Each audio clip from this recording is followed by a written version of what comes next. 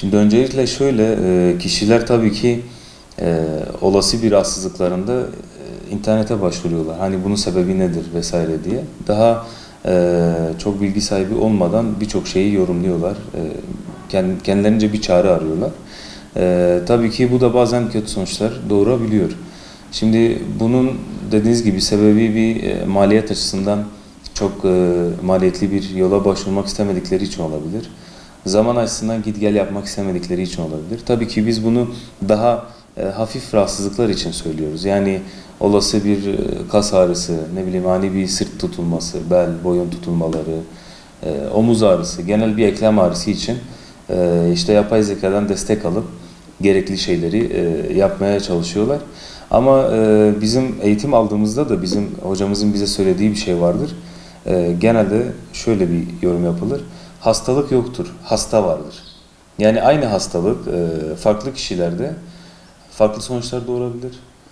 Tedavileri farklı olabilir. Yani biz her gelen hastaya kendi yaşam tarzına göre, kendi hikayesine göre, özgeçmişine göre bir protokol hazırlıyoruz. Bu protokole bağlı da devam etmeye çalışıyoruz. Çünkü her egzersiz her kişide aynı olmuyor. Herkesin kas esnekliği bir olmuyor. Bazı durumlarda mesela özellikle fıtık hastalığında belirtelim. Fıtığı olan kişilerde çok küçük bir fıtığı olup şiddetli ağrı çeken hastalar var. Çok daha büyük fıtığı olup birden fazla fıtığı olup çok daha az ağrı çeken insanlar var. Yani bunun kesin bir çizgisi yok. O yüzden kesinlikle hastalığa bağlı bir yöntem değil de daha çok hastaya bağlı bir yöntem belirlemeye çalışıyoruz. Bunda da şöyle bir destek alınabilir. Bizim yapacağımız muayeneden sonra, yapacağımız tedavilerden sonra verdiğimiz egzersiz programları var. Bu egzersiz programlarını evde kendileri bizim hazırlayacağımız şekilde onlar devam ettirebilir. Yani her egzersiz her kişide aynı sonucu vermeyebilir.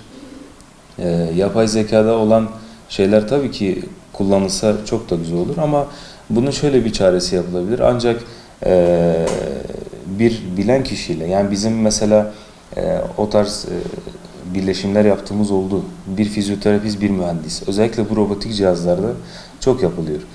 Yani bu tarz şeylerde işte alanda uzman kişilerle birleşip, yazılımcılarla, yapay zeka ile vesaire kişiye bağlı özel bir program hazırlayıp onun sistemine aktarıp kendisi oradan takip ederek devam edebilir.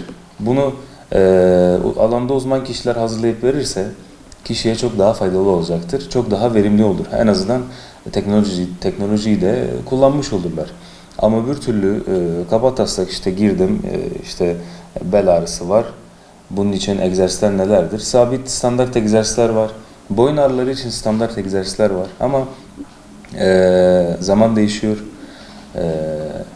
Gündemimiz değişiyor. Buna bağlı olarak da egzersiz çeşitleri de değişiyor. O yüzden herkesin bildiği temel hareketler var boyun için. Mesela işte şöyle bastırma, sağa sola bastırma hareketi vesaire. Ama mesela son yapılan makalelerde o bastırmanın çok bir faydası olduğu görülmüyor artık. Yani biz uzun bir süredir vermiyoruz mesela. Ama işte kişiler bunu bilerek devam ederse tabii ki daha iyi olur. Yani her türlü şartta, tabii diyetisyenlik de dahil, diğer branşlar da dahil. Yani bugün ChatGPT ile ve işte yapay zeka ile bir psikoloji üzerine terapi alanlar oluyor. Yani onlar da dahil edilerek, özellikle fizik tedavide kesinlikle alanda uzman bir kişiye danışsınlar.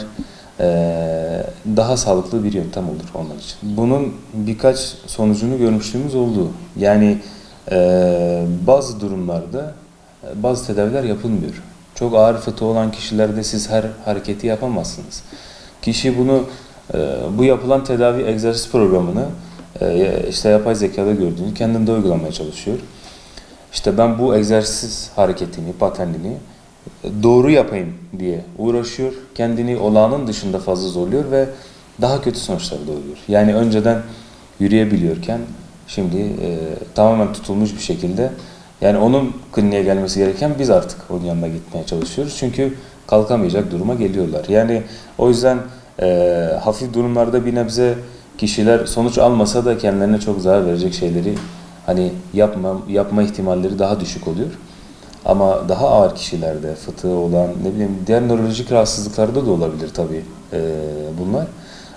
Bu tarz vakalarda yani artı yerine eksi sonuçlar daha verebilir. Biz hep şunu söyleriz. Her hastalıkta olduğu gibi fizik tedavide de erken teşhis, erken tedavi tabii ki çok daha faydalıdır. İşler kötüye gitmeden fizik tedaviye ihtiyaçları varsa gelsinler ki biz burada daha güzel sonuçlar verebilelim onlara. Çünkü olay ne kadar üzerine geçerse fizik tedavinin vereceği verim o kadar da azalabiliyor maalesef ki. Yani bu bizim elimizde olan bir şey değil. Kişinin durumuna bağlı oluyor. O yüzden yani daha iyi durumdayken daha kötüleşip gelmesinler. Mutlaka uzman birinden destek alsınlar.